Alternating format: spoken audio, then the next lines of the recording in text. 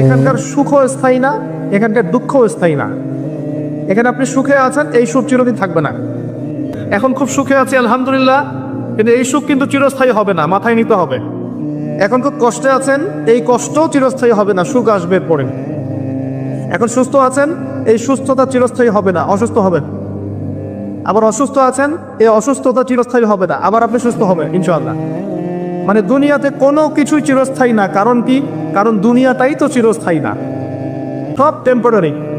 এটা হচ্ছে দুনিয়ার বাস্তবতা, হাকিকত। কোনটা স্থায়ী? ওয়াল আখিরাতু খায়রুন ওয়া আবকা। আখিরাত হচ্ছে চিরস্থায়ী এবং উত্তম, এটা স্থায়ী। এখানে যে খারাপ আমল নিয়ে যাবে, অনন্তকাল ওই খারাপ আমলের ফল তাকে ভোগ করতে হবে। ওখানে যে সৎ আমল নিয়ে যাবে, ঈমান নিয়ে যাবে, অনন্তকাল সে সুখ এবং স্বাচ্ছন্দ্যে থাকবে ইনশাআল্লাহ। এই কথাটা কখনো ভুলে যাওয়া যাবে না। দুনিয়া একটা ক্ষণস্থায়ী জায়গা।